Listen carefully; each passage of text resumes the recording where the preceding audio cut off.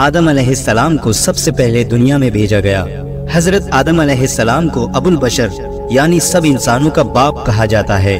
دنیا میں جتنے بھی انسان شروع سے آخر تک آ چکے ہیں یا آئیں گے، سب حضرت آدم علیہ السلام کی ہی اولاد ہیں، اس لیے انہیں آدمی کہا جاتا ہے۔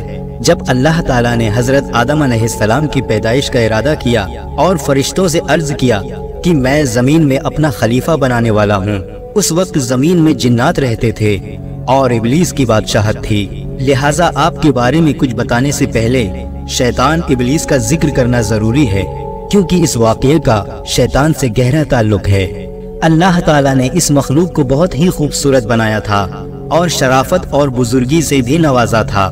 اللہ نے ابلیس کو زمین اور آسمان کی بادشاہت عطا فرمائی تھی، اس کے علاوہ اسے جنت کی پہرے داری سے بھی نوازا تھا، لیکن ابلیس نے اللہ کے سامنے تکبر کیا اور خدائی کا دعویٰ کر بیٹھا، جس کی وجہ سے اللہ تعالیٰ نے اسے اپنی بارگاہ سے نکال دیا اور اسے شیطان میں بدل دیا، اس کی شکل بگاڑ دی اور سارے رتبے جو اللہ تعالیٰ نے اسے عطا فرمائے تھے چھین لیے، اس پر اپنی لعنت فرمائی، اس کو اپنے آسمانوں سے نکال دیا اور آخرت میں اس کا اور اس کی پیروی کرنے والوں کا ٹھکانہ جہنم قرار دیا۔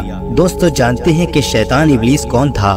ابلیس فرشتوں کا سردار تھا اور جنت کے باغوں کی دیکھ بھال کرتا تھا، اس کو دنیا اور آسمان دونوں کی بادشاہت دی گئی تھی۔ فرشتوں کا ایک قبیلہ جنات سے تعلق رکھتا تھا، ابلیس انہی میں سے تھا۔ اس قبیلے کے فرشتوں کو آگ کی گرم لو سے پیدا کیا گیا تھا، یہ لو شعلے کی طرح نظر نہیں آتی، صرف محسوس کی جا سکتی ہے اور ساری گرمی اسی میں ہی ہوتی ہے۔ اللہ تعالیٰ نے اس قبیلے کے علاوہ باقی سب فرشتوں کو نور سے پیدا فرمایا تھا۔ ابلیس کا نام حارث تھا، دوسری روایات میں عزازیل بھی آیا ہے اور یہ جنت کے پہرے داروں میں سے تھا۔ اللہ تعالیٰ قرآن پاک میں فرماتا ہے، اور ان میں جو کہے کہ میں اللہ کی سوا معبود ہوں تو اسے ہم جہنم کی سزا دیں گے، ہم ایسی ہی سزا دیتے ہیں ستمگاروں کو۔ فرشتوں میں سب سے پہلے جس نے یہ بات کہی کہ اللہ کے بجائے میں معبود ہوں، وہ ابلیس لعین ہے۔ اللہ تعالیٰ نے قرآن پاک میں ایک جگہ ارشاد فرمایا ہے، اور یاد کرو جب ہم نے فرشتوں کو حکم دیا کہ آدم کو سجدہ کرو تو سب نے سجدہ کیا سوائے ابلیس کے، منکر ہوا، غرور کیا اور کافر ہو گیا۔ آخر ابلیس کو ایسا گھمنڈ کیوں ہوا کہ وہ اس نے نہ صرف اللہ کا حکم ماننے سے انکار کیا بلکہ خدائی کا دعویٰ بھی کر بیٹھا۔ زمین پر انسان کی تخلیق سے پہلے جنات آباد تھے، ایک بار انہوں نے زمین پر فساد پھیلایا، ایک دوسرے کو قتل کیا اور خون بہایا۔ اللہ تعالیٰ نے ان کی فساد کو ختم کرنے کے لیے ابلیس کو فرشتوں کے ایک گروہ کے ساتھ بھیجا، یہ وہی گروہ تھا جسے جن کہا جاتا ہے۔ ابلیس نے اور ان فرشتوں کے گروہ نے ان سے جنگ کی اور انہیں جزیروں اور دور دراز کے پہاڑوں میں ڈھکیل دیا۔ اس کارنامے کے بعد ابلیس میں غرور پیدا ہو گیا، اللہ تعالیٰ اس کے غرور کو جان گیا لیکن فرشتے نہ جان سکے۔ ابلیس آسمانی دنیا، زمین اور اس کے درمیان سب علاقے کا بادشاہ تھا اور ساتھ ہی ساتھ جنت کی حفاظت کا بھی ذمہ دار تھا۔ ابلیس اللہ تعالیٰ کی بہت عبادت کیا کرتا تھا اور اس میں بہت زیادہ تکلیفیں اٹھاتا تھا، اس وجہ سے وہ خود پسندی کا شکار ہو گیا اور اپنے آپ کو بہت بڑا اور اونچی مرتبے والا سمجھنے لگا، اور آخر کار اس نے اللہ تعالیٰ کے سامنے بھی اپنے گھمنڈ کو ظاہر کر دیا۔ جب اللہ تعالیٰ نے آدم علیہ السلام کو پیدا فرمایا تو فرشتوں کو حکم دیا کہ آدم کو سجدہ کریں، سب نے حکم کی تعمیل کی، لیکن ابلیس نے انکار کر دیا اور اللہ تعالیٰ کی نافرمانی کی۔ اللہ تعالیٰ تمام بھی جانتا ہے۔ ابلیس سے سوال کیا، تجھے کس چیز نے آدم کو سجدہ کرنے سے روکا؟ اس نے جواب دیا، تو نے مجھے آگ اور آدم کو مٹی سے پیدا کیا ہے۔ شیطان کا جواب تکبر اور جہالت والا تھا۔ اللہ تعالیٰ اس پر غضبناک ہوا اور ابلیس کو اپنی رحمت سے نکال دیا اور لعنت کی توق اس کی گردن میں ڈال دی۔ شیطان نے توبہ اور استغفار کرنے کی بجائے اللہ تعالیٰ سے کھلی بغاوت کر دی اور قیامت تک کے لیے آدم علیہ السلام کی نسلوں کو بہکانے کے لیے مہلت مانگ لی۔ اللہ تعالیٰ کے علم اور حکمت کا بھی یہی تقاضا تھا کہ اولاد آدم کی آزمائش کی جائے، لہٰذا شیطان کی درخواست منظور کی گئی، اسے لمبی عمر عطا کی اور ساتھ میں وہ سامان بھی جو نسل آدم کو گمراہ کرنے کے لیے چاہیے تھے۔ اب جانتے ہیں کہ آدم علیہ السلام کی پیدائش کیسی ہوئی۔ اللہ ہر کام پر قادر ہے، وہ چاہے تو پلک جھپکتے ہی تمام جہانوں کو پیدا کر سکتا ہے، لیکن اس دنیا اور انسانوں کی تخلیق اس نے کئی مرحلوں میں کی جب اللہ تعالیٰ نے حضرت آدم علیہ السلام کو پیدا کرنا چاہا تو فرشتوں سے فرمایا بے شک میں بنانے والا ہوں زمین میں اپنا نائب۔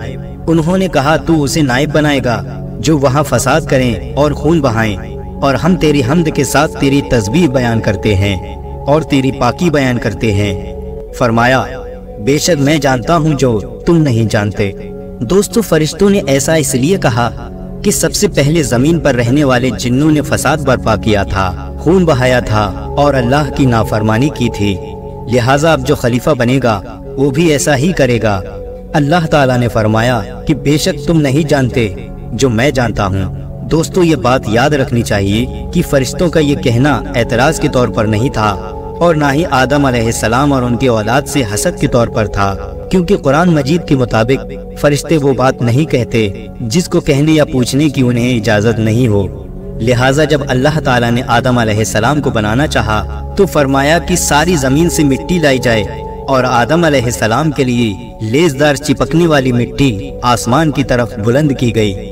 پہلے یہ مٹی گاری کی شکل میں تھی، پھر اس میں خمیر اٹھ گیا، لہٰذا اس لیزدار اور چپکنے والی مٹی سے اللہ تعالیٰ نے آدم علیہ السلام کا پتلا اپنے مبارک ہاتھوں سے بنایا۔ اللہ تعالیٰ نے آدم علیہ السلام کو ایک مٹھی مٹی سے پیدا کیا، فرمایا جس کو تمام زمین سے لیا گیا۔ اس طرح کئی جگہ کی مٹی استعمال ہونے کی وجہ سے انسان الگ الگ رنگ جیسے گورے کالے یا سانولے، الگ الگ عادتوں جیسے خوش مزاج بد مزاج اور الگ خصلتوں جیسے نیک اور بد کے ہوتے ہیں۔ حضرت ابن عباس رضی اللہ تعالیٰ عنہ سے روایت ہے کہ انسان کو 3 طرح کی مٹی سے پیدا کیا گیا۔ نمبر 1 سلسال، نمبر 2 ہما، نمبر 3 لازب۔ لازب سے مراد بہترین اور عمدہ مٹی سے ہے، ہما سے مراد کیچڑ اور سلسال سے مراد ایسی مٹی جسے کوٹ کر باریک کیا گیا ہو، یعنی ایسی خشک مٹی جو کھنکھناتی ہو۔ اللہ تعالیٰ نے فرشتوں کو زمین سے مٹی لانے کا حکم دیا، وہ مٹی آسمان کی طرف لے جائی گئی اور لیزدار مٹی 3 لازب سے آدم علیہ السلام کو بنایا، جو اس سے پہلے بدبودار مٹی ہما کی شکل میں تھی اور اس سے پہلے وہ خشک مٹی تراب تھی، جیسا کہ قرآن مجید میں اللہ تعالیٰ نے فرمایا ہم نے انسان کو سڑی ہوئی مٹی کے سوکھے گارے سے بنایا۔ اللہ تعالیٰ نے آدم علیہ السلام کو اپنے دست قدرت سے بنایا، پہلے مٹی کو گارے میں تبدیل کیا، پھر اس کو ملا کر گوندھا گیا، پھر آدم علیہ السلام کا پتلا بنایا گیا اور اس پتلے کو 40 دن تک اسی طرح رہنے دیا۔ فرشتے اسے دیکھنے کے لیے آتے تھے، ابلیس بھی اپنے پیر سے اس پتلے کو ٹھوکر مارتا اور کہتا اگر میں تجھ پر غالب آ گیا تو تجھے ہلاک کر دوں گا، اور اگر تو میرا حاکم بن گیا تو میں تیری نافرمانی کروں گا۔ اللہ تعالیٰ نے آدم علیہ السلام کا پتلا بنایا اور اس کو 40 دن تک اسی طرح رہنے دیا۔ جب وہ مٹی بنا پکائے مضبوط ہو گئی اور سوکھ کر ٹھیکری کی طرح آواز کرنے لگی، اور جب یہ پتلا پکا ہو گیا تو اللہ تعالیٰ نے اس میں روح پھونکنے کا ارادہ فرمایا۔ پتلی کو فرشتوں کے سامنے پیش کر کے فرمایا کہ جب میں اس میں روح پھونک دوں تو تم اس کے سامنے سجدے میں گر جانا۔ روایتوں میں آتا ہے کہ حضرت آدم علیہ السلام کی لمبائی 60 ہاتھ یعنی 60 میٹر تھی اور چوڑائی 7 ہاتھ یعنی 7 میٹر تھی، اور جنت میں جانے والے ہر شخص کی لمبائی اور چوڑائی بھی یہی ہوگی۔ پھر جب اللہ تعالیٰ نے آدم علیہ السلام کی جسم میں روح پھونکی تو وہ سر کی طرف سے جسم میں داخل ہوئی، جس کی وجہ سے آدم علیہ السلام کو چھینک آ گئی۔ تو فرشتوں نے آدم علیہ السلام سے کہا الحمدللہ کہو۔ آدم علیہ السلام نے کہہ دیا۔ آدم علیہ السلام کے الحمدللہ کہنے پر اللہ نے کہا رحمک ربکا، یعنی تمہارا رب تم پر رحم کرے۔ جب روح آنکھوں میں داخل ہوئی تو آدم علیہ السلام نے جنت کے پھل اور میووں کو دیکھا۔ روح جب پیٹ میں پہنچی تو کھانے کی خواہش پیدا ہوئی، تو آدم علیہ السلام پیروں اور ٹانگوں میں روح پہنچنے سے پہلے ہی ان پھلوں اور میووں کی طرف کود پڑے۔ قرآن پاک میں اسی جلد بازی کی طرف اشارہ کرتے ہوئے اللہ تعالیٰ نے فرمایا بے شک انسان جلد باز ہے۔ ابن عباس رضی اللہ تعالیٰ عنہ سے روایت ہے کہ اللہ تعالیٰ نے سب سے پہلے آدم علیہ السلام کے جسم میں روح پھونکی تو وہ سر کی طرف سے جسم میں داخل ہوئی، اور جسم کے جس حصے میں پہنچتی وہ گوشت اور خون میں تبدیل ہو جاتا۔ جب روح ناف کی جگہ پہنچی تو آدم علیہ السلام نے اپنے جسم کو دیکھا تو جسم بہت خوبصورت معلوم ہوا۔ آدم علیہ السلام نے اٹھنا چاہا تو اٹھ نہ سکے۔ پھر جب تمام جسم میں روح پھیل گئی تو آدم علیہ السلام کو چھینک آئی اور انہوں نے الحمدللہ یعنی تمام تعریفیں اللہ کے لیے ہیں کہا۔ یہ اللہ کی طرف سے الہام کی وجہ سے تھا۔ اللہ نے فرمایا اے آدم اللہ تجھ پر رحم کرے۔ پھر اللہ نے آدم علیہ السلام کو علم عطا کیا اور تمام چیزوں کے نام سکھائے۔ تمام چھوٹی اور بڑی چیزوں کے نام ذاتی اور صفاتی دونوں طرح کے نام سکھائے اور تمام کاموں کے نام جیسے ابن عباس کا قول ہے گونج کا نام بھی سکھایا۔ اللہ تعالیٰ نے ایک خاص علم کے ذریعے آدم علیہ السلام کو فرشتوں پر فضیلت دی۔ یہ واقعہ فرشتوں کے سجدہ کرنے کے بعد کا ہے۔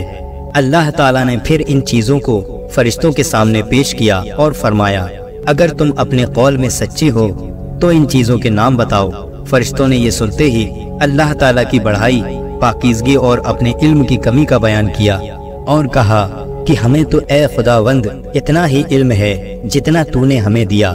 تمام چیزوں کو جاننے والا تو پروردگار تو ہی ہے۔ پھر اللہ تعالیٰ آدم علیہ السلام کی طرف متوجہ ہوا اور فرمایا ان چیزوں کے نام بتا دو۔ آپ نے تمام چیزوں کے نام صحیح بتا دیے۔ اس طرح آدم علیہ السلام کی برتری فرشتوں پر ظاہر ہو گئی تو اللہ تعالیٰ نے فرمایا دیکھو میں نے تم سے پہلے ہی کہا تھا کہ ہر کھلے اور چھپے کا جاننے والا میں ہی ہوں۔ مطلب یہ کہ ابلیس کے دل میں چھپے تکبر اور غرور کو میں ہی جانتا ہوں۔ اور فرشتوں نے جان لیا کہ آدم علیہ السلام کو علم اور فضل کے ذریعے ہم پر فضیلت اور برتری دی گئی ہے۔ حضرت حوا کی پیدائش کیسے ہوئی؟ جب فرشتوں کے سامنے ابلیس کا گھمنڈ ظاہر ہو گیا اور اس نے گھمنڈ اور سرکشی پر کمر باندھ لی تو اللہ تعالیٰ نے اس پر لعنت فرمائی، آسمان اور زمین کی حکومت اس سے چھین لی اور جنت کی پہرے داری سے بھی ہٹا دیا اور فرمایا تو مردود ہے، جنت سے نکل جا، اب قیامت تک کے لیے تجھ پر لعنت ہے۔ اس کے بعد اللہ نے حضرت آدم علیہ السلام کو جنت میں رہنے کا حکم فرمایا اور ان پر اونگ ڈال دی، یعنی ان پر نیند طاری ہو گئی۔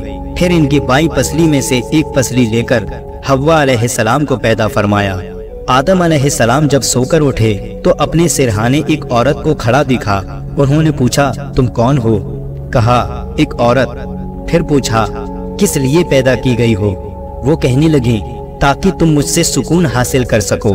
جب فرشتوں کو خبر ہوئی تو وہ اس عورت کو دیکھنے آئے اور کہا اے آدم اس کا نام کیا ہے؟ آدم علیہ السلام نے جواب دیا حوا۔ انہوں نے پھر پوچھا یہ نام کیوں رکھا؟ آدم علیہ السلام نے جواب دیا اس لیے کہ یہ حی یعنی زندہ انسان سے پیدا کی گئی ہے۔ اس کے بعد اللہ تعالیٰ نے فرمایا تم اور تمہاری بیوی جنت میں رہو اور جہاں سے چاہو خوب دل کھول کر کھاؤ، لیکن اس درخت کے پاس مت جانا کہ حد سے بڑھنے والوں میں ہو جاؤ گے۔ اللہ تعالیٰ نے حضرت آدم علیہ السلام اور حوا علیہ السلام کو جنت میں ٹھکانہ عطا فرمایا اور انہیں ہر طرح کی آزادی عطا فرمائی سوائے ایک درخت کے پاس جانے کے۔ انہوں نے اللہ کے حکم کے مطابق اس درخت کے پاس جانے سے خود کو روکے رکھا۔ پھر ان کے دل میں شیطان نے وسوسہ ڈالا اور آخرکار دونوں سے وہ خطا ہو گئی جس سے اللہ تعالیٰ نے انہیں منع فرمایا تھا۔ قرآن پاک میں اللہ تعالیٰ نے ارشاد فرمایا تو شیطان نے انہیں اس درخت کے ذریعے پھسلایا اور جہاں وہ رہتے تھے وہاں سے انہیں الگ کر دیا اور ہم نے فرمایا تم سب نیچے اترو۔ ابھی پھل کھانا ہی شروع کیا تھا کہ جنتی لباس اتر گیا اور وہ دونوں پتوں سے اپنا جسم ڈھانپتے اور شرمندہ ہو کر ادھر ادھر بھاگنے لگے۔ اللہ تعالیٰ نے فرمایا اے آدم کیا مجھ سے بھاگتے ہو؟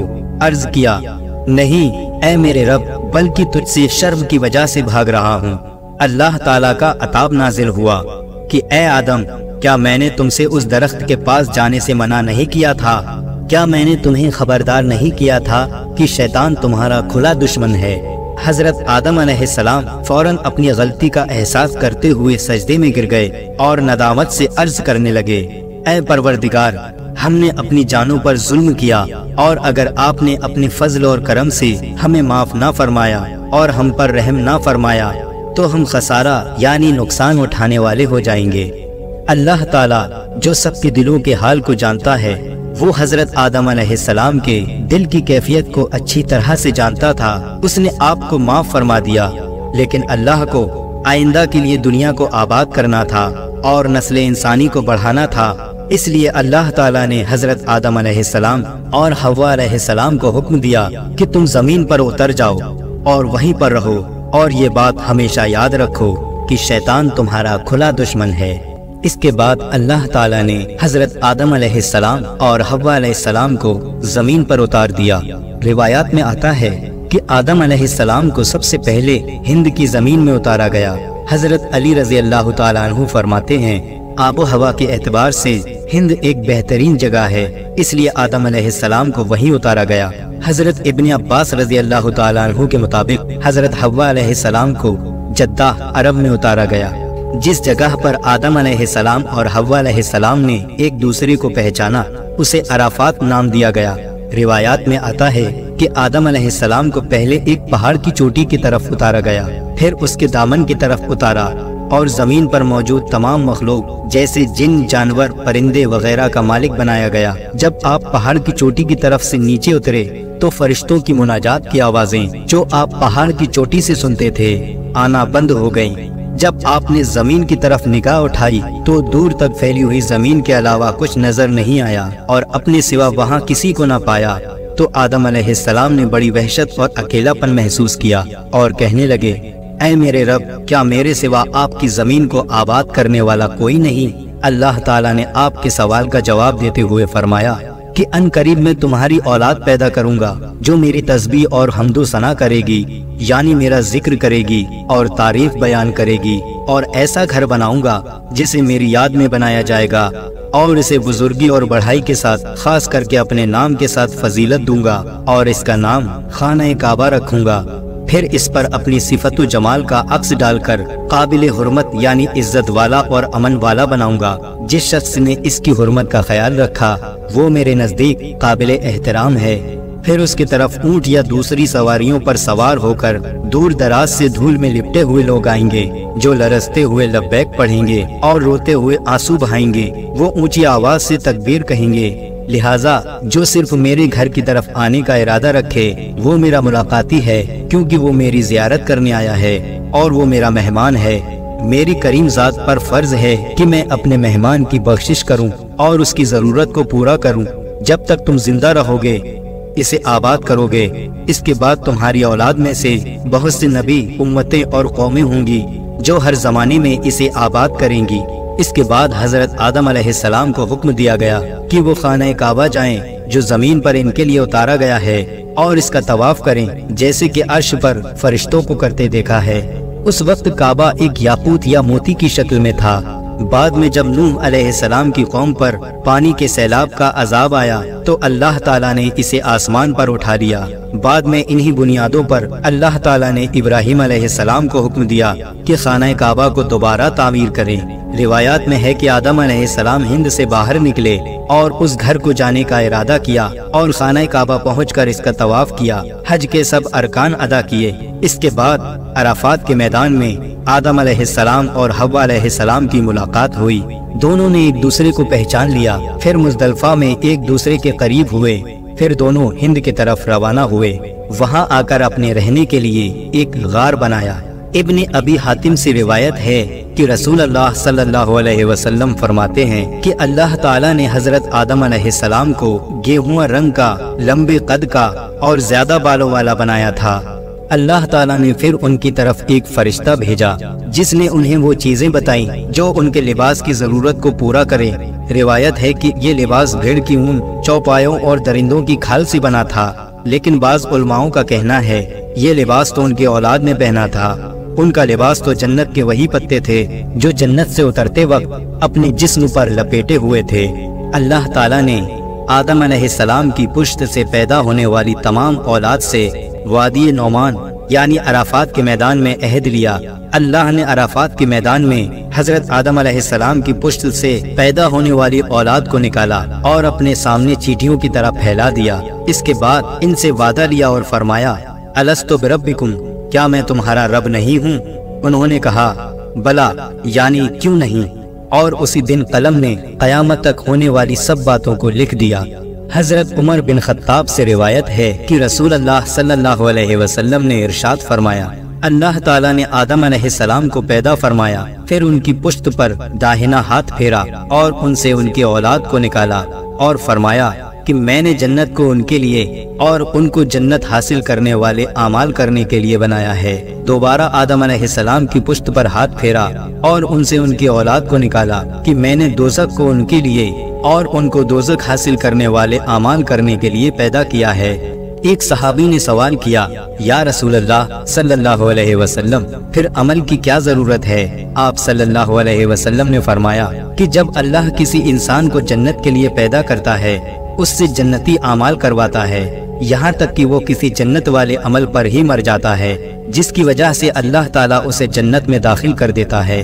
جب کسی کو دوزخ کے لیے پیدا کرتا ہے تو اس سے دوزخ حاصل کرنے والے کام کرواتا ہے، یہاں تک کہ وہ دوزخ والے عمل پر مر جاتا ہے، جس کی وجہ سے اللہ تعالیٰ اسے دوزخ میں داخل کر دیتا ہے۔ اس سلسلے میں بھی علماء کی الگ الگ رائے ہے۔ کچھ کا کہنا ہے کہ اللہ نے ان کے اولاد کو آدم علیہ السلام کی زمین پر بھیجنے سے پہلے نکالا تھا، اور کچھ کا کہنا ہے کہ عرفات کے میدان میں نکالا تھا۔ حضرت آدم علیہ السلام جب دنیا میں تشریف لائے تو ان کے ساتھ جنت کی ہوا تھی جو جنت کے درختوں اور وادیوں سے جڑی تھی، لہٰذا دنیا میں خوشبو جنت کی ہوا کی وجہ سے ہے۔ حضرت آدم علیہ السلام جب دنیا میں تشریف لائے تو حجر اسود بھی آپ کے ساتھ تھا۔ دوستو، حضرت آدم علیہ السلام کے ساتھ موسیٰ علیہ السلام کا عصا یعنی لاٹھی بھی تھی، جو جنت کے پیڑ ریحان سے بنی ہوئی تھی۔ اس کی لمبائی 10 گز یعنی موسیٰ علیہ السلام کے قد کے برابر تھی۔ ان چیزوں کے علاوہ کچھ اور چیزیں بھی حضرت آدم علیہ السلام کے ساتھ زمین پر اتاری گئیں، جیسے پیڑوں سے نکلنے والا گوند، لوہے کی سل، ہتھوڑا اور لوہے کا چمٹا۔ حضرت آدم علیہ السلام جب پہاڑ پر اترے تو اس پر لوہے کی ایک شاخ اگی ہوئی تھی، لہٰذا آپ ہتھوڑے سے اسے توڑنے لگے اور فرمایا، یہ ہتھوڑا اسی کی جنس کا معلوم ہوتا ہے۔ وہ لوہے کی شاخ پرانی اور کمزور ہو گئی تھی۔ جب آپ نے آگ جلائی تو وہ پگھل گئی، پھر آپ نے اس سے چھری بنائی۔ اس کے ساتھ آپ بہت سے کام کرتے تھے۔ اس کے بعد آپ نے تندور بنایا۔ کہا جاتا ہے یہ وہی تندور تھا جو نوح علیہ السلام کو وراثت میں ملا تھا، اور طوفان نوح کے وقت یہی تندور ابلا تھا۔ جب حضرت آدم علیہ السلام جنت سے دنیا میں تشریف لائے تو آپ کے سر پر جنتی پتوں کا ایک تاج تھا۔ کچھ وقت کے بعد یہ پتے سوکھ کر گر گئے اور ادھر ادھر بکھر گئے، جس سے زمین پر تمام چیزیں اگ گئیں۔